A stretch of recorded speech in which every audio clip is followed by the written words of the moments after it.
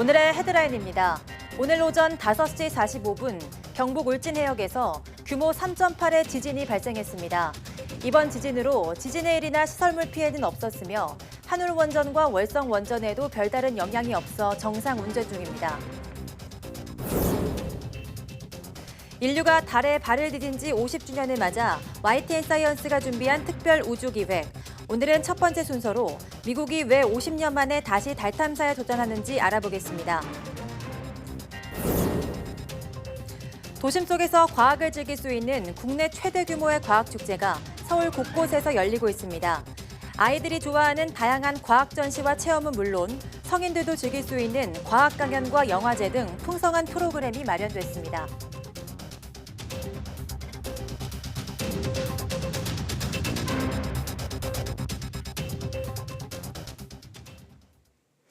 여러분 안녕하십니까? 4월 22일 월요일 사이언스 투데이입니다. 오늘 서쪽 지역을 중심으로 기온이 30도 가까이 치솟을 것으로 보입니다. 기상청은 동풍이 불면서 팬 현상이 나타나 태백산맥 서쪽 지역은 오늘 초여름 더위를 보이겠다고 밝혔습니다. 서울과 대전, 전주 기온이 28도까지 오르고 광주도 27도로 7월 중순 기온을 보일 전망입니다. 때이른 더위는 내일 전국에 비가 내리며 사라질 것으로 보입니다. 오늘 오전 5시 45분 경북 울진군 동남동쪽 38km 해역에서 규모 3.8의 지진이 발생했다고 기상청이 밝혔습니다. 정확한 발생 위치는 북위 36.86, 동경 129.80이고 발생 깊이는 21km로 추정됩니다. 기상청은 일부 신고가 접수되고 있지만 피해는 없을 것으로 보인다고 설명했습니다. 앞서 기상청은 울진군 동남동쪽 43km 해역에서 규모 4.0의 지진이 발생했다고 공개했다가 3분 만에 일부 수치를 수정해 보완했습니다. 기상청은 수동으로 분석한 결과 일부 수치를 수정했다고 밝혔습니다. 경북 울진과 경주에 있는 원자력 발전소는 울진 해역에서 일어난 지진에 따른 영향이 없는 것으로 나타났습니다. 울진에 있는 한국수력원자력 한울원자력본부는 오늘 오전 5시 45분 울진 동남동쪽 38km 해역에서 일어난 규모 3.8의 지진으로 원자력 발전소에는 영향이 없다고 밝혔습니다. 한울원전 내 3곳에 설치된 지진 계측값은 지진 경보 기준인 중력가속도 0.01지 미만인 0.0013지, 0.0016지, 0.0019지 등이 나왔습니다. 진앙으로부터 한울본부까지는 약 50km 떨어져 있습니다. 한울본부 관계자는 지진 경보 기준을 넘어서면 자동으로 경보가 울리게 돼 있는데 지진 계측값이 경보 기준보다 낮아 별다른 영향이 없어 원자력 발전소를 모두 정상 가동하고 있다고 말했습니다. 경주에 있는 한국수력원자력 월성원자력본부도 울진 해역 지진으로 원자력 발전소에는 영향이 없어 정상 운전하고 있다고 밝혔습니다. 올해는 아폴로 11호가 인류 최초로 달에 발을 디딘 지 50주년이 되는 해입니다. YTN 사이언스는 우주 선진국의 최전선을 탐방하고 우리의 발전 방향을 모색하는 기획 시리즈를 준비했습니다. 오늘은 첫 번째 순서로 미국이 왜 50년 만에 다시 달에 가려고 하는지 그 이유를 취재했습니다. 이성규 기자입니다.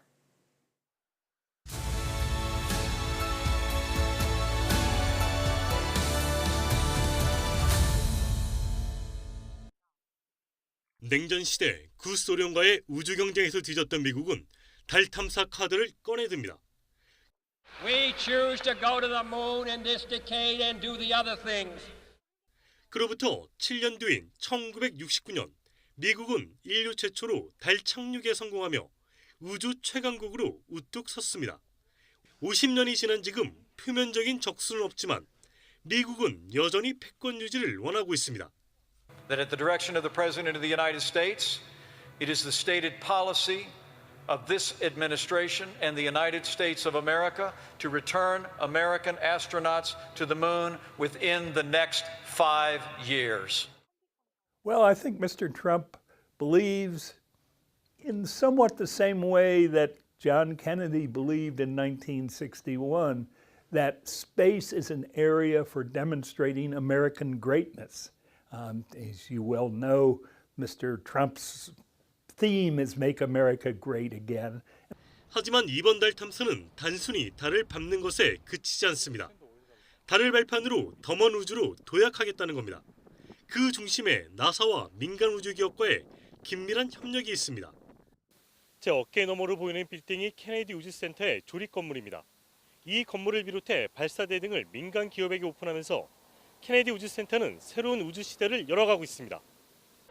아폴로 우주선을 쏘아 올렸던 39의 발사장은 이미 스페이스X가 임대해 국제우주정거장용 화물 운송에 활용하고 있습니다.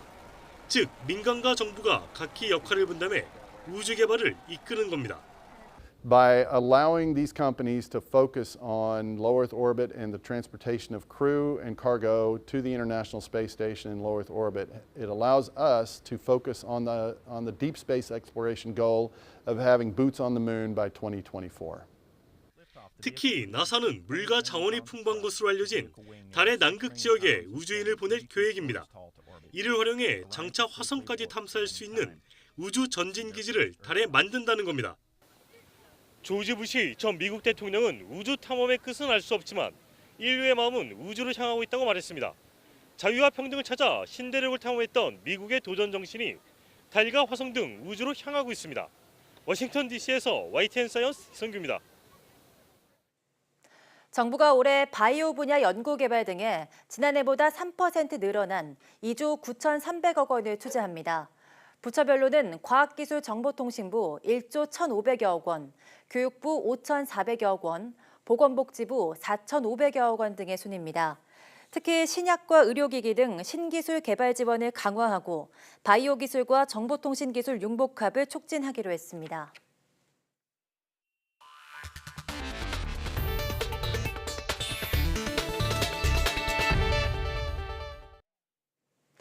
도심 속에서 과학을 즐길 수 있는 국내 최대 규모의 과학 행사가 서울 청계천 일대에서 열리고 있습니다. 첨단 기술 전시는 물론 다양한 체험 행사들이 오가는 시민들의 발길을 붙잡는데요. 이동은 기자가 보도합니다. 여러 개의 명령어를 차례대로 쌓으면 컬링스톤이 스스로 움직입니다. 컴퓨터 알고리즘으로 게임을 만들고 즐기면서 교과서 속 소프트웨어 교육을 미리 엿볼 수 있습니다. 아이들이 줄을 서고 체험을 재밌게 하고 있길래 저희도 줄을 서서 해봤는데 너무 재밌고 즐거운 시간 됐습니다. 로봇을 조종해 축구 경기도 즐겨봅니다. 마치 운동장을 직접 누비는 것처럼 짜릿한 승부가 펼쳐집니다. 처음에는 이제 조작이 좀 어려워가지고 하기가 힘들었는데 로봇을 내가 조종해서 움직일 수 있다는 게 참 신기한 것 같아요. 누구나 즐길 수 있는 도심 속 문화행사로 거듭난 대한민국 과학축제는 시민들에게 볼거리는 물론 다양한 체험을 선사하고 있습니다.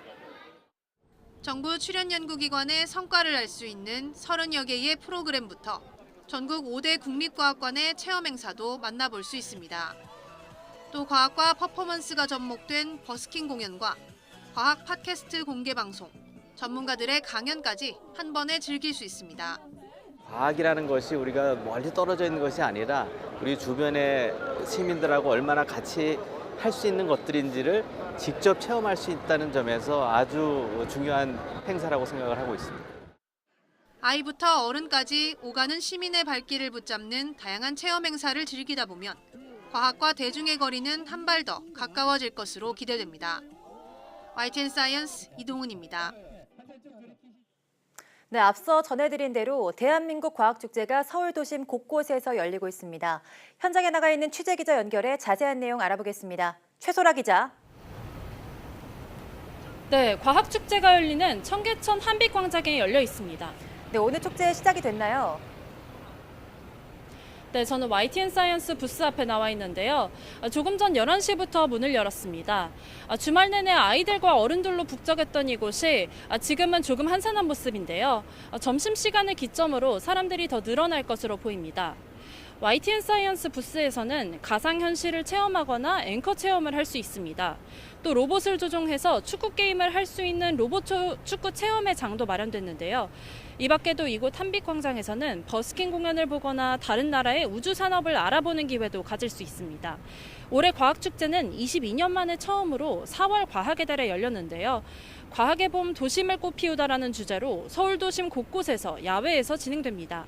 지난해 누리호 시험 발사체를 200km 넘게 쏘아 올린 누리호 엔진도 올해 축제에서 처음으로 일반에 공개됩니다.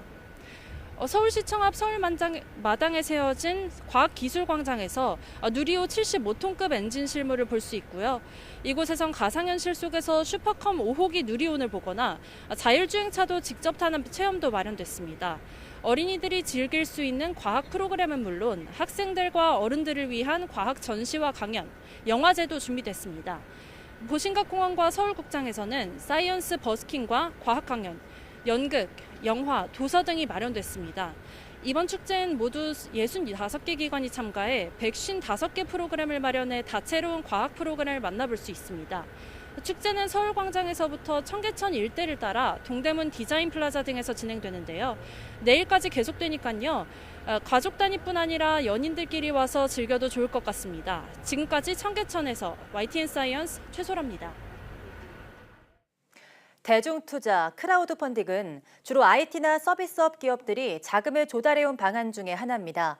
최근엔 크라우드 펀딩이 아이디어와 사업성이 뛰어난 농식품 벤처나 창업 기업으로 확대돼 성공하는 사례가 늘어나고 있습니다. 천상규 기자의 보도입니다. 반려동물과 함께 생활하는 가족들의 가장 큰 고민은 위생 문제입니다. 산책을 하거나 외출을 한 뒤 집 안으로 들어왔을 때 먼지 등 오염물질과 세균도 함께 묻어 들어오기 때문입니다. 한 벤처기업이 이를 한 번에 해결할 수 있는 반려동물 청정 케어룸을 개발했지만 창업에 필요한 자금 조달이 걱정이었습니다. 그러나 걱정은 기우에 불과했습니다. 인터넷을 통해 대중투자, 크라우드 펀딩을 모집한 결과 단 4일 만에 40명으로부터 2억 3천만 원이 넘는 투자금을 모았습니다. 반려동물들이 산책 후에 많은 미세먼지하고 각종 오염물질들을 묻어오는데 저희가 그거를 효과적으로 제거할 수 있는 그 제품을 저희가 개발했습니다. 그로 말미암아서 투자자들의 많은 호응을 얻어서 투자를 유치할 수 있었습니다. 이처럼 대중투자, 크라우드 펀딩을 통해 자금 조달에 성공한 농식품 벤처나 창업 기업이 2017년에 70개, 지난해 159개로 크게 늘었습니다. 크라우드 펀딩은 온라인 중개업체를 통해 다수의 불특정 대중으로부터 자금을 조달하는 방식을 말합니다. 농식품부는 지난 2016년부터 온라인 중개업체에 농식품 전용관을 설치해 농식품 창업기업이 크라우드 펀딩을 쉽게 활용할 수 있도록 했습니다. 농식품부는 올해는 200개 이상의 창업기업들이 크라우드 펀딩을 받을 수 있도록 농식품 전용관을 통하지 않아도 법률과 회계, 홍보 등에 들어가는 비용을 지원받을 수 있도록 할 방침입니다. YTN 천상규입니다. 중국이 인간 유전자와 배아 연구 관련 비윤리 논란이 커지자 규제를 추진하고 있습니다. 신화통신은 중국 당국이 민법 초안에 인간 유전자와 배아 관련 연구를 규제하는 방안을 포함했다고 보도했습니다. 이 초안은 인간 유전자나 배아와 관련된 연구자는 법률 등 관련 규정을 준수해야 하며 국민 건강을 해치거나 윤리 기준을 위반해서는 안 된다고 명시한 것으로 알려졌습니다. 이 같은 움직임은 중국이 민법을 통해 인간 유전자와 배아 연구에 대해 규제를 언급한 첫 사례라는 점에서 주목됩니다. 앞서 중국인 과학자 허젠쿠이는 지난해 11월 세계 최초로 유전자 편집을 거친 아이를 출산했다고 주장했지만 이는 법을 어기고 유전자를 변형한 배아를 인간의 몸에 집어넣은 것으로 밝혀져 큰 파문이 일었습니다.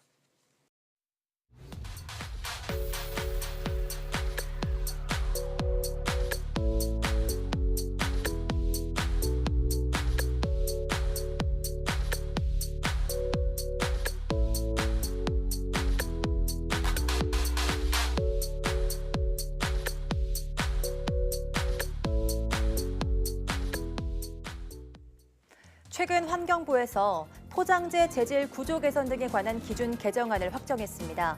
그러면서 매년 사용량이 늘고 있는 페트병의 재활용성을 늘리는 데 주력하겠다라고 발표했는데요. 오늘 오후 4시 사이언스 투데이 에코 매거진에서는 허정림 환경공학 박사와 함께 이 포장재 재질 기준이 어떻게 변경되었는지에 대해 알아보도록 하겠습니다. 오후도 많은 시청 바랍니다. 함께해 주신 여러분 고맙습니다.